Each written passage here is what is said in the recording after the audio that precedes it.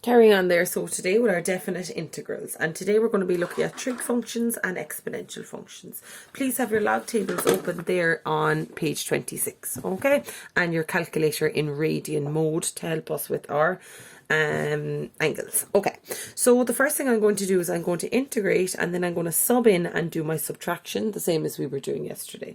So let's integrate the cos of 2x. From page 26, cos goes to sine, so it's going to be the sine of 2x, remember, divided by 2. Now instead of doing a plus c, I'm going to be subbing in these, so it's going to be pi over 2 and a pi over 4. Okay, so next I go ahead and sub in and do my subtraction. So it's going to be the sine of 2 by pi over 2 all over 2 minus the sine of 2 multiplied by pi over 4 all over 2. So onto my calculator then, I'm going to say the sine, well they will cancel, so it's just the sine of pi all over equals, divided by 2 is equal to 0, minus the sine of, well that will be just become a 2 underneath here, so it'll be the sine of pi over 2 equals, that's the top line, divided by 2 is equal to a half. So 0 minus a half gives me minus a half as my final answer. Okay, on to the next one. The derivative of 4 sine x between pi over 2 and pi over 3.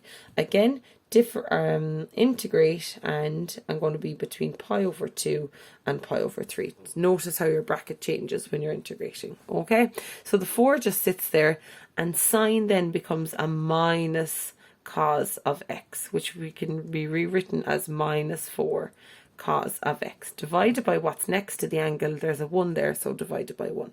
Now we sub in and do our subtraction. So it's minus 4 cos of pi over 2 minus the other one, minus 4 cos of pi over 3. You must be very careful with your brackets there, okay lads, make sure that you put a bracket around it, because minus by minus gives plus. Then I'm just going to take out my calculator and say negative 4 cos of pi over 2 equals, and you get a 0, and the other one is going to be negative 4 cos of pi over 3 equals, and I get a minus 2. So 0 minus minus 2 is 0 plus 2, which gives me 2 as my final answer. Alright, moving on to an exponential function. How do I recognize my exponential function? I see that it has a e in it, okay? And how do I differentiate that? It stays the exact same, divide by whatever's next to it there. So there's a 1 here, so we don't have to divide. Okay, so I'm going between 5 and 2. So it's going to just be 4e to the x. It actually, you don't have to do anything more with it. Alright, now how do I apply these ones? Sub it in, minus sub it in. So it's going to be 4e to the 5 minus 4e to the 2. Now don't work them out, you can just leave your answer as that. Alright, that's all you just leave your answer as that. You can take a 4 outside if you want, e to the 5 minus e to the 2 if you like. Just don't go any further with it. You could actually, if they asked you to, you can, your e button is there, the second function ln, if you wanted to work it out, because e is just a number, 2.71, but you can just leave it like this. Alright, moving on now. If you ever have to differentiate a to the power of something, it's a to the power of something over the ln of the power, isn't it? That should be over the ln of a, sorry, so that should be an a there. Okay, and that is on page 26 of your log tables, if you can see it there, this one. Okay, so integrating a to the power of x, top stays the same, and by the ln of the base number. Okay, so the ln of a. So integrate this one, 4 to the power of x, so the top stays the same, the ln of the base. Top stays the same, ln of the base. Top stays the same, ln of the base, and a plus c if it's just normal integration. When we have our definite integration, or our definite integrals, we can just sub in, so we don't have to do a plus c. Okay, so the first one here that I want to do is 9 to the power of x.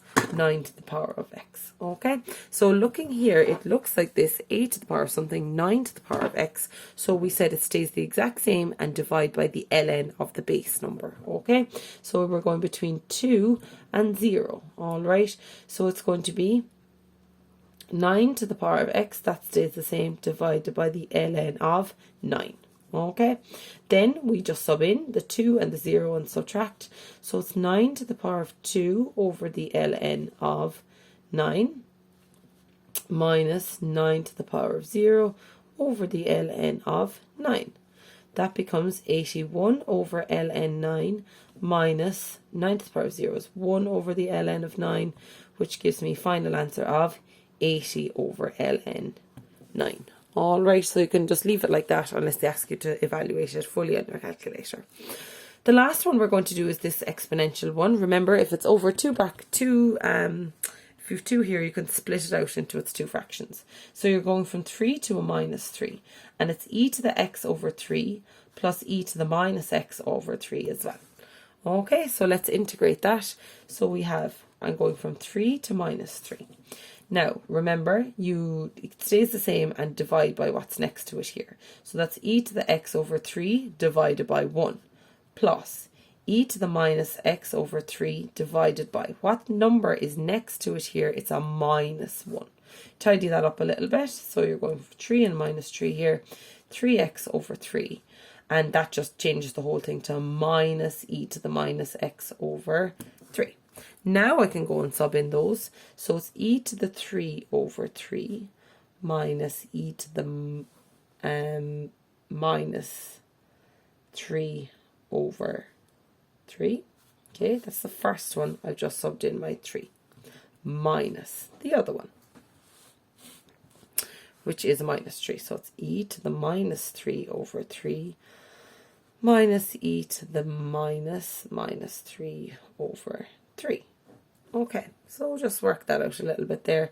So you have e to the 3 over 3 minus e to the minus 3 over 3 minus, okay, that's that minus, e to the minus 3 over 3 minus by minus gives plus e, that minus by minus gives plus 3 over 3. Okay, I would just take these down to the bottom line. So add this one and this one together. So like you'd say 1/3 plus 1/3 is 2/3.